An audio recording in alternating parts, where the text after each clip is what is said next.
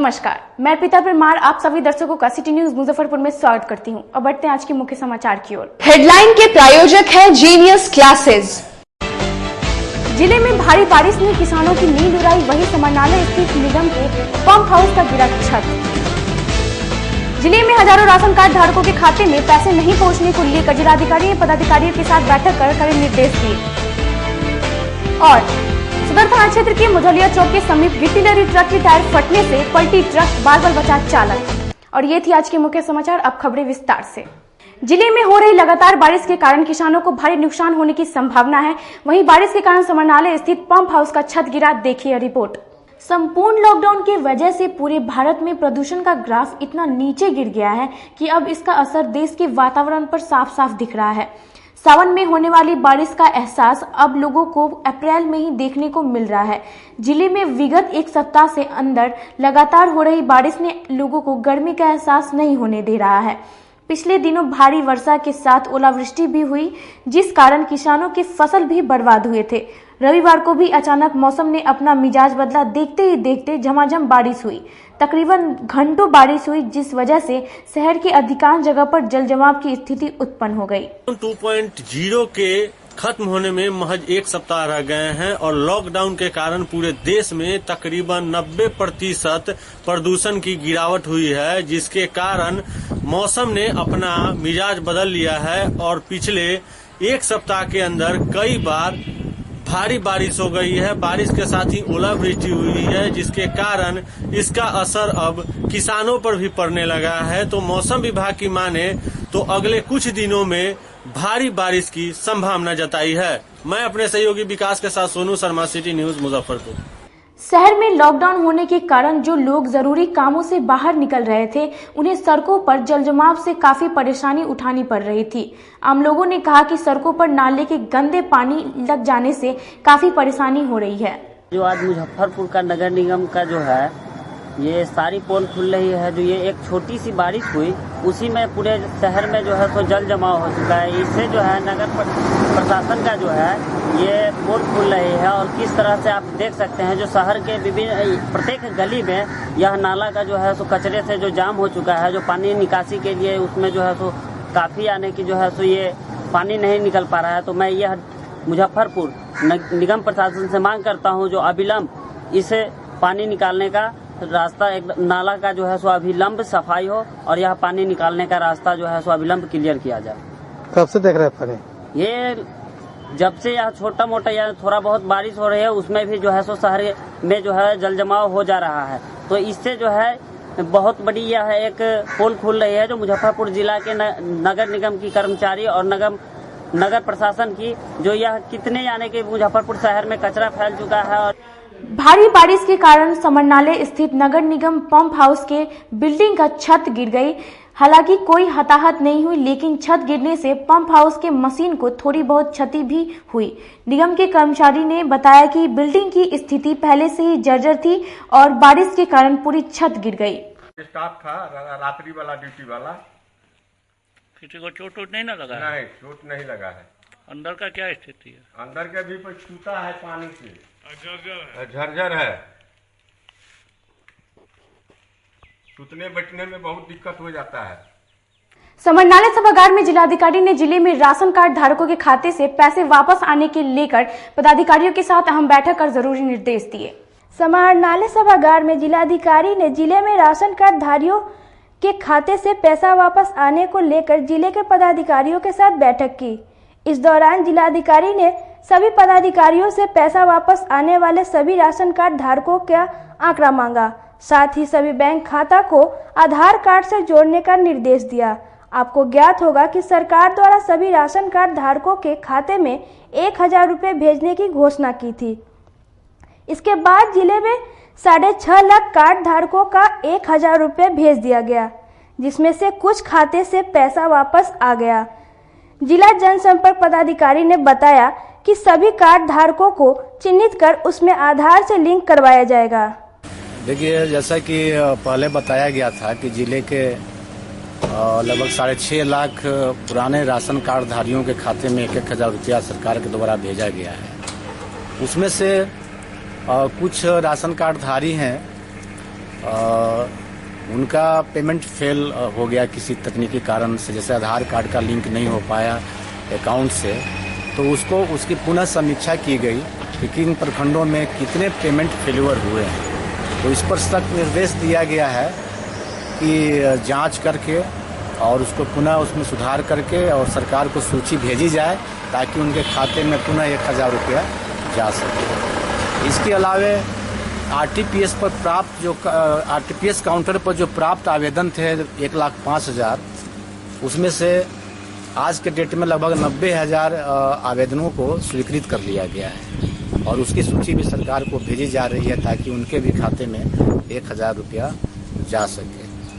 बैठक का जो निष्कर्ष था कि राशन कार्डधारी जिनके पास राशन कार्ड नहीं है, जिसका सर्वेक्षण जीविका और नगर निकायों के द्वारा हो रहा है, लगभग 50,000 ऐसे अभी सर्वे में सामने आए हैं वंचित परिवार, गरीब परिवार जिनके राशन कार्ड नहीं है, तो उसके लिए भी कवायद शुरू की जा रही है। मोटे तौर पे जो भी राशन से वंचित है, जो भी पात्र लाभुक होंगे, जिला प्रशासन द्वारा उनको खाद्यान्न दिया जाएगा। जिले में पिछले कई वर्षों से एईएस की स्थिति को देखते हुए इस वर्ष जिला प्रशासन द्वारा एईएस को लेकर तैयारी तेज कर दी गई है।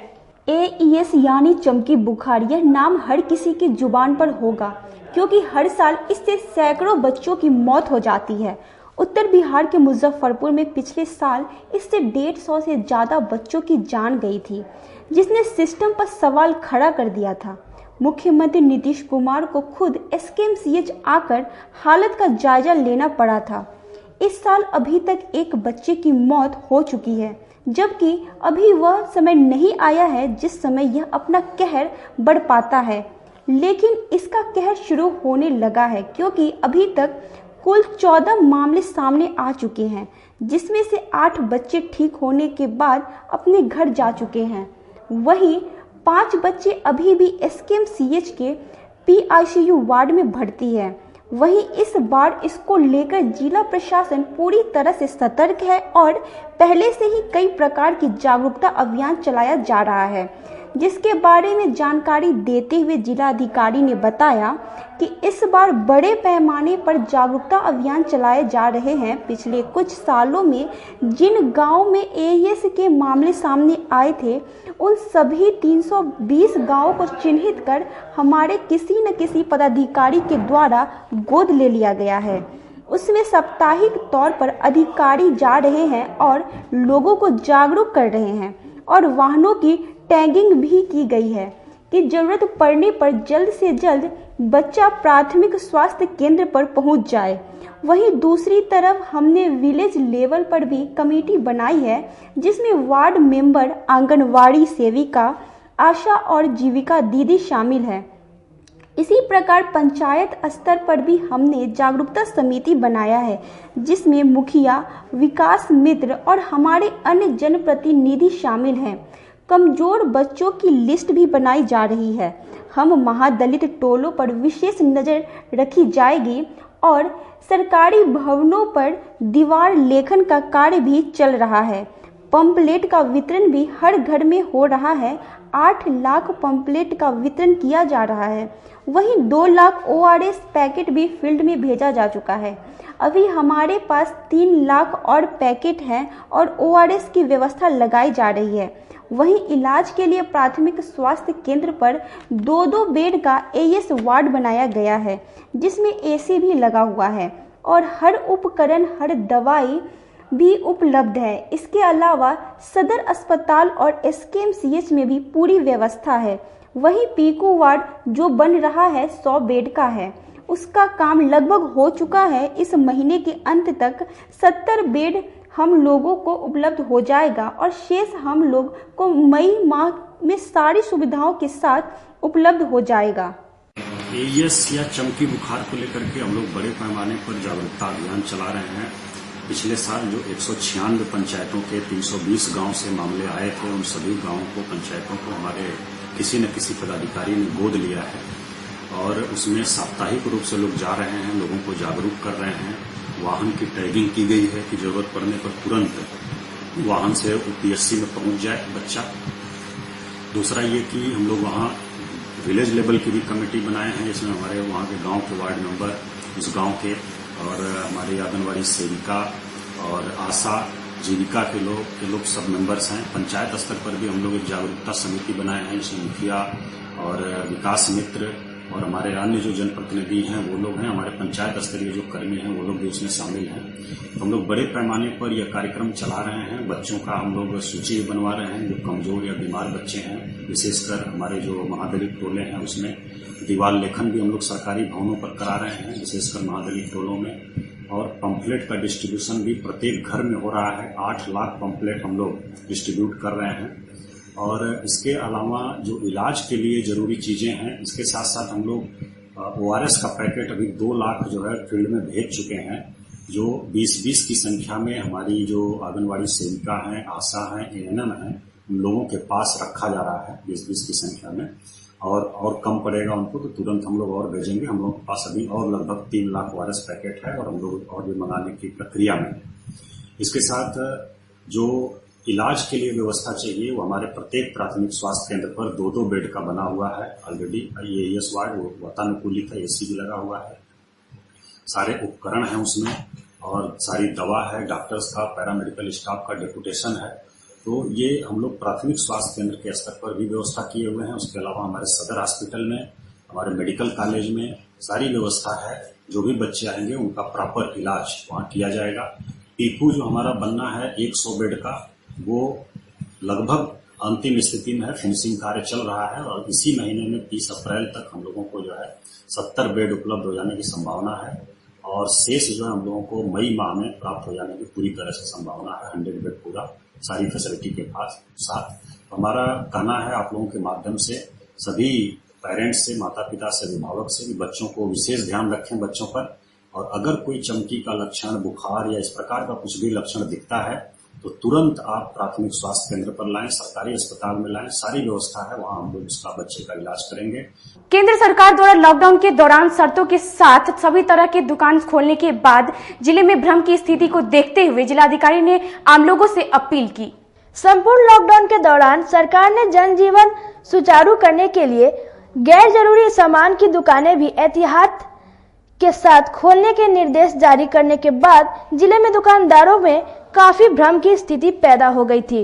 इस स्थिति पर जिलाधिकारी डॉक्टर चंद्रशेखर प्रसाद ने कहा कि राज्य सरकार द्वारा जारी गाइडलाइन के अनुसार ही आदेश जारी किया जाएगा। हाल है, सभी दुकानें बंद रहेंगी जिनको केवल अनुमति मिली है या आवश्यक सेवाओं से संबंधित जो पूर्व से खुल रही थी दुकानें वही खुलेंगी।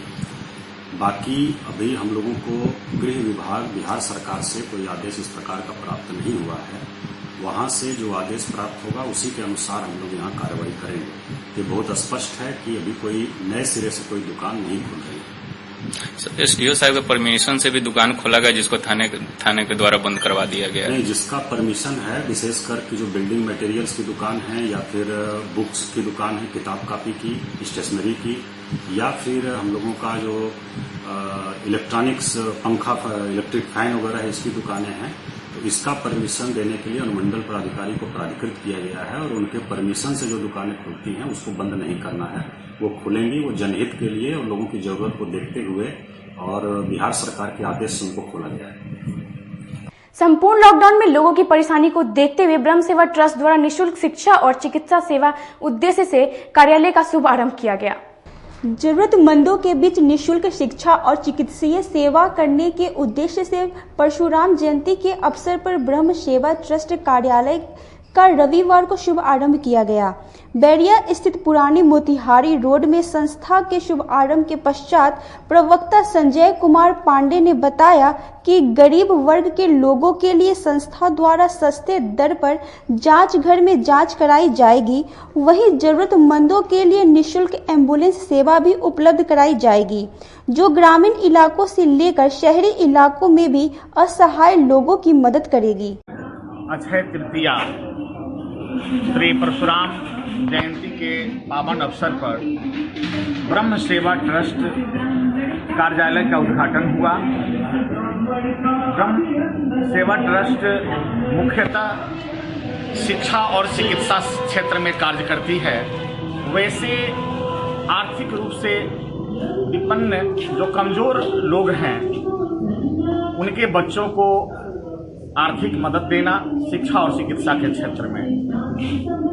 बिहार संस्थापक हमारे बबलू त्रिपाठी जी इस पुनीत कार्य को लेकर के बिहार में आए और आज चूंकि भगवान परशुराम की जयंती है, अक्षय तृतीया है, इसलिए आज ही के दिन इस कार्यालय का उद्घाटन हुआ और इसमें लॉकडाउन को देखते हुए कम से कम लोगों को आमंत्रित किया गया। अब वक्त हो चला एक छोटे से ब्रेक का, कहीं मत जाइएगा, देखते रहिए city news Muzaffarpur. Career Achievers आपके विश्वास पर खरा उतरने वाला कोचिंग संस्थान है। हमारे यहाँ मेडिकल, IIT, JEE तथा फाउंडेशन की तैयारी भी कराई जाती है। इसके अलावे exclusive batch JEE mains, advance की भी क्लासेस चलाई जाते हैं। छात्र छात्राओं को 100% स्कॉलरशिप की भी व्यवस्था है। यहाँ से कितने छात्र छात्राएं सफलता की सीढ़ी चढ़ चुके हैं। Classes taken by top mentors, तो हमारे यहाँ अवश्य पधारें। तो हमारा पता याद रखें, हमारा पता है Career Achievers, Mithanpura, near North Point School, और हमारा कॉन्टेक्ट नंबर है 8002479735, या फिर आप हमें कांटेक्ट कर सकते हैं 8877430251 पर। सबसे बड़ी बात तो ये है कि हम चाहते हैं कि हमारे इस मिशन में हमारे बच्चे गंगा पार करके उस पार नहीं जा पाए। यही नहीं, मिशन तो तब सक्सेसफुल होगा जब गंगा पार के बच्चे यहाँ एडमिशन लेने के लिए मार करेंगे। इसी आशा के साथ इंस्टीट्यूट तो हम लोग चला रहे हैं, अपने बच्चों को खुश करने की कोशिश कर रहे हैं। बच्चों को मैंने यही कहा है, तुम अपना समय दो, मैं तुम्हें आसमान की बुलंदियों पर पहुंचा दूंगा। शिक्षा के क्षेत्र में अपना एक स्थान बनाने में सफल आवासीय भारतीय इंटरनेशनल स्कूल बच्चों को नर्सरी से लेकर +2 तक की बेहतर शिक्षा देने को लगातार प्रयासरत है। CBSE पाठ्यक्रम पर आधारित यह स्कूल पढ़ाई के साथ साथ खेलकूद और व्यक्तित्व विकास पर विशेष ध्यान दे रही हैं। हमारी मुख्य विशेषताएं हैं छात्राओं के लिए हॉस्टल की व्यवस्था, अनुभवी एवं प्रशिक्षित शिक्षकों द्वारा बच्चों की देखभाल, स्पोर्ट्स और आत्मरक्षा की भी तैयारी दी जाती है। प्रत्येक कक्षा में स्मार्ट क्लास द्वारा शिक्षण की सुविधा, सुसज्जित पुस्तकालय की व्यवस्था, कक्षा 1 से कक्षा 10 तक कंप्यूटर की मुफ्त शिक्षा, सुसज्जित विज्ञान प्रयोगशाला, छात्र एवं छात्राओं के लिए संगीत तथा नृत्य की शिक्षा की अलग अलग व्यवस्था है। अंग्रेजी बोलने की कला की शिक्षा, CCTV कैमरे से सुसज्जित विद्यालय।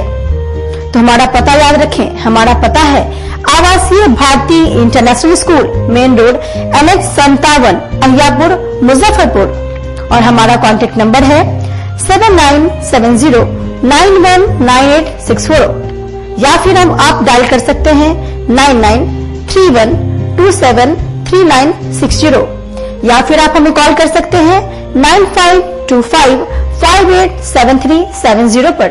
मुजफ्फरपुर की शान और अपने कलाकृतियों से बॉलीवुड के स्टारों में अपनी पहचान बना चुका बाबा की दुकान लहठी भंडार पिछले 50 वर्षों से आपके पसंद का ख्याल रखती है। यहाँ से लाह की बहुरानी सेट बॉलीवुड की स्टार ऐश्वर्या राय ने अपनी शादी में पहनी थी। यहाँ से राजनीतिक गलियारों के नामचीन चेहरों की दुल्हन भी सजी थी। हमारे यहाँ शादी सेट, बहुरानी सेट, जयमाला सेट, लाह के फैंसी आइटम कुशल कारीगरों द्वारा निर्मित कराई जाती है। इसके अलावा चूड़ा सेट, कंप्यूटर चूड़ा, कुंदन चूड़ा, वाटरप्रूफ चूड़ा, चुंदरी 3 बुंदिया, बंग बंगरी, हिंगलू, पात चूड़ा, जंगली चूड़ा का भी निर्माण अपने कारीगरों द्वारा कराती है। यही नहीं, लाह से बनी कान का टॉप्स, रिंग, नथ, गला का हार, मांग टीका, पेन स्टैंड, हाथी, बिछिया, ग्लास, करा भी बनाती है। तो एक बार हमारे यहाँ अवश्य पधारे। बाबा की दुकान लहठी भंडार, इस्लामपुर, मुजफ्फरपुर। हमारा कॉन्टेक्ट नंबर है 9308620444। 40-50 साल से जो हमारी दुकान है, ये बाबा की दुकान लहठी भंडार, समझे ना, पुश्तैनी हम लोग का काम ही है।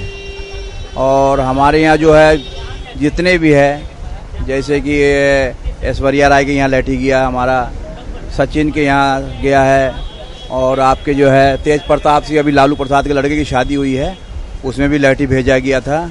और हमारे यहाँ जो है ना बहुरानी सेठ है, जैसे कि है कुंदन सेठ है, और जैसे कि हम लोग जो डिज़ाइन जो है सेलेक्ट करते हैं जो लगन के ऊपर जो है, जैसे कि कस्टमर का चॉइस देखते हैं हम लोग, उसी टाइप से हम लोग जो है माल तैयार करते हैं। और कलर है मैचिंग, हमारे यहाँ सबसे विशेषता है कि हर तरह के लहंगे का जो है ना मैचिंग तुरंत हैंड टू हैंड हम लोग लगा के दे देते हैं। प्रधानमंत्री नरेंद्र मोदी द्वारा कोरोना वायरस को लेकर पूरे भारत को 21 दिनों के लिए लॉकडाउन कर दिया गया और इस दौरान सभी लोगों को अपने घरों में रहने और सोशल डिस्टेंसिंग के साथ कई बातों का पालन करने का आग्रह किया गया। इसको लेकर रेड क्रॉस सोसाइटी के बिहार सचिव उदय शंकर प्रसाद सिंह ने जिले के लोगों से अपील की है कि लॉकडाउन के दौरान आप अपने घरों में रहें और अपने पूरे परिवार की जान को बचाएं। ये लॉकडाउन आप सभी की जिंदगी को बचाने के लिए किया गया है। मुजफ्फरपुर वासियों को रेड क्रॉस की ओर से, बिहार वासियों को बिहार मोटर ट्रांसपोर्ट फेडरेशन की ओर से, बिहार रेड क्रॉस के वाइस चेयरमैन होने के नाते, मुजफ्फरपुर रेड क्रॉस सेक्रेटरी होने के नाते और विभिन्न सामाजिक संगठन से सीनियर सिटीजन के अध्यक्ष होने के नाते सभी जिला वासियों एवं प्रदेश वासियों को आग्रह है, निवेदन है कि घर में ही रहें और माननीय प्रधानमंत्री जी का जो आदेश है, सरकारी आदेश है, जिला स्तर का, स्टेट स्तर का, उसको पालन करें। जान है तो जहान है। आप स्वयं रक्षा कीजिए, देश का कल्याण कीजिए। आप जागरूक हैं, दूसरे को भी जागरूक करने का काम करें। IITZ, NEET, एम्स, NTSE, जहां किस्मत आजमाते हैं लाखों बच्चे, लेकर करोड़ों सपने, लेकिन उसमें से ज्यादातर योग्य मार्गदर्शन के अभाव में होते हैं नाकामयाब। अब आपको कामयाबी की राह दिखाएगा उत्तर बिहार का अग्रणी कोचिंग संस्थान, जी हाँ, यानी कि जीनियस क्लासेस। देश के कोने कोने से चुनकर आपके शहर मुजफ्फरपुर में जीनियस क्लासेस लेकर आया है अनुभवी शिक्षकों की एक ऐसी टीम जिसने संवारा है हजारों लोगों का कैरियर। जीनियस क्लासेस लेकर आया है 7th, 8th, 9th और 10th क्लास के स्टूडेंट्स के लिए talent search exam, award cum scholarship programme और हमारे यंग टैलेंट प्रमोशनल प्रोग्राम का हिस्सा बनते हैं तो आपके लिए है ढेर सारे प्राइजेस। रजिस्टर कीजिए genius talent search exam, award cum scholarship के लिए, जिसके एग्जामिनेशन सेंटर्स होंगे मुजफ्फरपुर, सीतामढ़ी और समस्तीपुर में, जिसके अंतर्गत अगर आप फर्स्ट आते हैं तो आपके लिए है फर्स्ट प्राइज में लैपटॉप, सेकंड आते हैं तो सेकंड प्राइज में है टैबलेट, थर्ड प्राइज है बाइसिकल और फोर्थ प्राइज है बुक्स। तो जल्दी कीजिए और genius talent search exam, award cum scholarship programme का हिस्सा बनिए। आज ही GTSE एप्लीकेशन फॉर्म कलेक्ट कीजिए जीनियस क्लासेस फ्रंट डेस्क से या फिर अप्लाई कीजिए ऑनलाइन www.geniusclass.in पे। तो आज ही विजिट कीजिए Genius classes, bank of India के ऊपर, पंकज मार्केट, सरैयागंज, मुजफ्फरपुर, या फिर आप हमारे दूसरे ब्रांच में विजिट कर सकते हैं, मिठनपुरा चौक, मुजफ्फरपुर, या फिर विजिट कर सकते हैं www.geniusclass.in पे, या आप हमें ईमेल भी कर सकते हैं। हमारी ईमेल आईडी है info@geniusclass.in। हम पढ़ाते नहीं, हम बच्चों में विश्वास जगाते हैं। Christ Jyoti international school, based on CBSE curriculum with coeducation. इस स्कूल में प्रत्येक विषयों के लिए अनुभवी शिक्षकों का समूह है। विद्यार्थियों को अलग से ट्यूशन पढ़ने की आवश्यकता बिल्कुल नहीं है। बच्चों को प्रत्येक विषयों के लिए अलग से अतिरिक्त कक्षाएं दी जाती हैं। साइंस और कंप्यूटर लैब की व्यवस्था के साथ उत्तम खेल कूद के लिए बड़ा सा कैंपस भी है। नर्सरी के बच्चों को खेल कूद की विधि से पढ़ाई जाती है। केंद्रीय माध्यमिक शिक्षा बोर्ड पर आधारित पाठ्यक्रम से कक्षा प्ले हाउस व नर्सरी से अष्टम वर्ग तक ये नामांकन प्रारंभ है। तो नामांकन के लिए तुरंत संपर्क करें। हमारा पता है Christ Jyoti international school, Dharmodaya स्थली, माधोपुर सुस्ता, मुजफ्फरपुर। ज्वाइन किया क्राइस्ट ज्योति स्कूल को, और यहाँ की व्यवस्था, यहाँ के पेरेंट्स सारे लोग पूरी तरह से बच्चों की पढ़ाई के प्रति जो केयरलेस थे, मैंने उन्हें जागरूक करने की कोशिश किया और उस व्यवस्था को बदलने के लिए मैं हर संभव प्रयास करती हूँ। जहाँ तक हो पाएगा मैं इसे आगे बढ़ाऊंगी, इसे आगे बढ़ाना ही मेरा कर्तव्य है। ब्रेक के बाद आप सभी दर्शकों का स्वागत है। बढ़ते हैं अगली खबरों की ओर। सदर थाना क्षेत्र के मझौलिया चौक के समीप गिट्टी लदी ट्रक की टायर अचानक फटने से ट्रक पलट गई, हालांकि किसी की हताहत नहीं हुई। रविवार की दोपहर सदर थाना क्षेत्र के मझौली चौक के समीप ट्रक की टायर फट गया, जिसके बाद ट्रक अनियंत्रित होकर पलट गया। घटना के बाद मौके पर अफरा तफरी मच गया। ट्रक पर लदा गिट्टी सड़क पर गिरने से तकरीबन घंटों आवागमन बाधित रहा, जिसके बाद मौके पर पहुंची पुलिस ने अनियंत्रित ट्रक को सड़क से साइड कर आवागमन को सुचारू रूप से चालू करवाया। गनीमत की बात यह रही कि ट्रक का चालक बाल बाल बच गया। कोरोना वायरस की महामारी को लेकर प्रधानमंत्री नरेंद्र मोदी द्वारा उठाए गए निर्णय पर आरजेडी अति पिछड़ा प्रकोष्ठ के जिलाध्यक्ष ने जमकर तारीफ करते हुए कहा कि गरीबों की और मदद के बारे में सरकार सोचे। कोरोना वायरस की महामारी को रोकने के लिए प्रधानमंत्री नरेंद्र मोदी द्वारा उठाए गए कदम और लॉकडाउन के दौरान सरकार द्वारा उठाए गए कार्यों को जिला आरजेडी अति पिछड़ा प्रकोष्ठ के अध्यक्ष ने जमकर तारीफ की। उन्होंने ये भी कहा कि लॉकडाउन नहीं होता तो देश का अमेरिका से भी बुरा हाल होता। सरकार को गरीबों परिवारों के लिए कुछ और करने की जरूरत है। साथ ही लॉकडाउन के दौरान आम लोग अपने घरों से न निकले, इसकी भी अपील की। पूरे विश्व में कोरोना से लोग परेशान है और इसकी दवा जो है सो रिसर्च करने के बाद भी नहीं निकल रहा है। बहुत आश्चर्य की बात है। और अमेरिका में सबसे ज्यादा जो है सो लोग मर रहे हैं और साल भर के लिए लॉक कर दिए गए हैं। इस मामला में भारत जो है सो 1 नंबर में है और इसका प्रधानमंत्री भी 1 नंबर में है, राजनीति में नहीं, बीमारी में। इसलिए हम बधाई के पात्र देते हैं मोदी जी को कि उन्होंने जो सो काबू करने की कोशिश कर रहे हैं, और साथ साथ बिहार के मुख्यमंत्री को भी कहते हैं कि कोरोना को रोकने के लिए पूरे के पूरे ताकत के साथ प्रशासन के साथ मिलकर कोरोना को रोकने के लिए है वो बंधे हुए हैं। और मैं जनता से कहना चाहता हूं, देशवासियों से कहना चाहता हूं कि 1 मीटर के दूरी पर बना रहे ताकि कोरोना सटे नहीं। ये छुआछूत की बीमारी है। हर बीमारी का दवा निकल चुका है, हार्ट का निकल चुका है, कैंसर के निकल चुका है। बैठक का क्या, प्रेस वार्ता का क्या उद्देश्य है? हाँ, बैठक का यही उद्देश्य है कि कोरोना को जो है सो हम लोग भगाना चाहते हैं। और कैसे भागेंगे, हाँ, इस पर हम लोग बोल रहे हैं कि कोरोना जो है सो एक ऐसी बीमारी है जो हम लोग भी भगाने की कोशिश कर रहे हैं लेकिन भाग नहीं रहे हैं। कोरोना हेल्थ केयर की टीम ने कांटी और मरवर प्रखंड के राशन कार्ड से वंचित 300 परिवारों के बीच खाद्य सामग्री का वितरण किया। आपदा की इस घड़ी में हर कोई मदद करने को तैयार है। रविवार को कोरोना हेल्थ केयर की टीम के द्वारा कांटी और मरवर प्रखंड के विभिन्न इलाकों में राशन कार्ड से वंचित लगभग 300 परिवार के बीच सोशल डिस्टेंसिंग का पालन करते हुए राहत सामग्री का वितरण किया गया। युवाओं द्वारा संचालित यह corona health care team ration card से वंचित परिवारों का राशन कार्ड बनवाने में भी मदद कर रहा है, जिससे आगे यह परिवार मोहताज न रहे।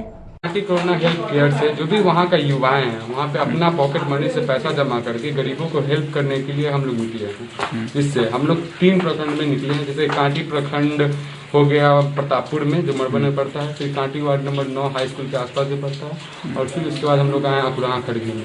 यहाँ पे हर एक जगह एक चीज कॉमन मिला है। वो कॉमन ये है कि गरीबी है। गरीबी अभी बंदी में सबको है, थोड़ा मोड़ा दिक्कत सबको है, लेकिन गरीब ज़्यादा जिसको खाने पीने का बहुत दिक्कत है उस सबको बहुत प्रॉब्लम हो रहा है। जैसे कि हर जगह ये कॉमन मिला है, मतलब हर जगह यही चीज़ कॉमन है, सेम चीज़। जैसे कि हम लोग अभी अकुराहा में आए हैं। अकुराहा में 50-60 घर ऐसे हैं जिनको कार्ड नहीं है, राशन कार्ड नहीं है, तो उनको राशन कहाँ से मिलेगा? वो लोग बहुत गरीब है, खाने पीने के लिए उनके पास बहुत दिक्कत चल रही है। और यहाँ का मुखिया, यहाँ का वार्ड, यहाँ का डीलर, उन लोग को कोई राशन मुआवजा नहीं कराया रहा है। फिर हम लोग यहाँ पे हम लोग को सूचना मिला तो हम लोग कहें कि चलो देखते हैं, यहाँ पे हम लोग गरीबों को बांट दिए। यहाँ का जो वार्ड है वो बोलते हैं कि बिना कार्ड के राशन नहीं मिलेगा। डीलर के पास जाते हैं तो डीलर बोलते हैं कि नहीं, बिना कार्ड के राशन नहीं मिलेगा। फिर एमओ को फोन करते हैं तो एमओ साहब बोलते हैं कि बिना कार्ड वाला का मेरे पास कोई प्रावधान नहीं है। क्या संदेश देना चाहते हैं अभी जहाँ जहाँ से सूचना आ रहा है उन लोगों को? आप क्या संदेश यही देना चाहते हैं कि आप लोग ज़्यादा से ज़्यादा हमारा हेल्प करें, जिससे हम और से और ज़्यादा से ज़्यादा गरीबों को हम अपने तरफ से खाना पीना का पूर्ति। आज के लिए बस इतना ही। कल फिर हाजिर होंगे कुछ नई खबरों के साथ। तब तक के लिए मुझे और मेरी पूरी न्यूज टीम को दीजिए नमस्कार।